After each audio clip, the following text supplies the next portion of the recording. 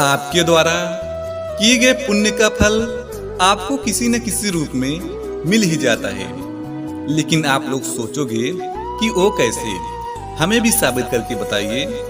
तो आइए मैं साबित करता हूँ, लेकिन इसके लिए आपको एक कहानी सुननी पड़ेगी। एक बार की बात है कि एक गांव में एक गरीब आदमी रहता था। वह आसपास ही मजदूरी करता था। उसका एक लड़का भी था।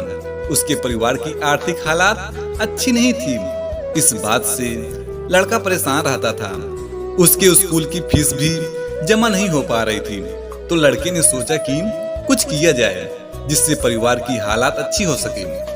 लड़के के मन में एक विचार आया कि रोज की कुछ जरूरत चीजों को वह आसपास के गांव में घर घर जाकर बेचेगा।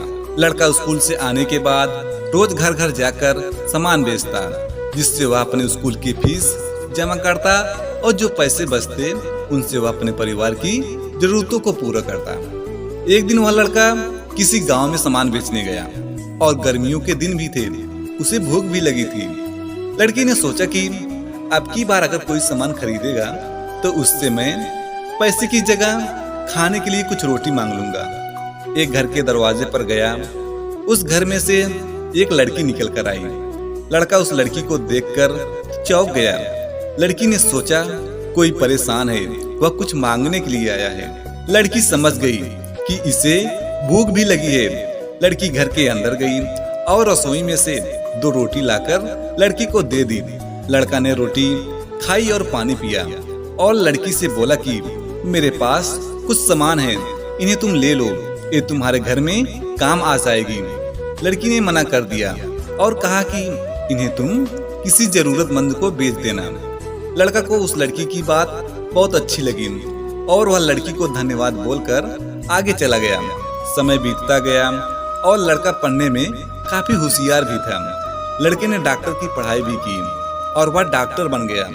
वह एक अस्पताल में मरीजों का इलाज भी करता था। एक दिन एक लड़की की दुर्घटना का केस आया।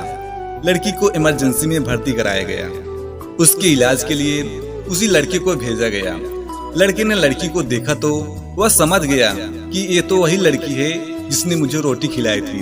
लड़की की हालत काफी नाजुक थी। लड़के ने तुरंत शहर के बड़े डॉक्टर को बुलाया और कहा कि जितना भी पैसा लगेगा मैं दूंगा, बस ये लड़की ठीक होनी चाहिए। लड़की का इलाज हुआ और वह ठीक हो गई। उधर वह लड़की सोच रही है कि मैं तो ठीक हो गई, लेकिन अस्पताल का खर्चा कहाँ से दूंगी।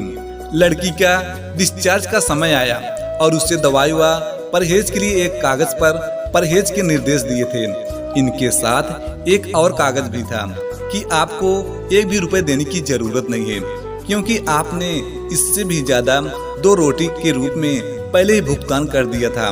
लड़की को भी वह बात याद आ गई कि मेरे इलाज के पैसे उस लड़के ने भर दिए जिससे मैंने पहले कभी खाना खिलाया था।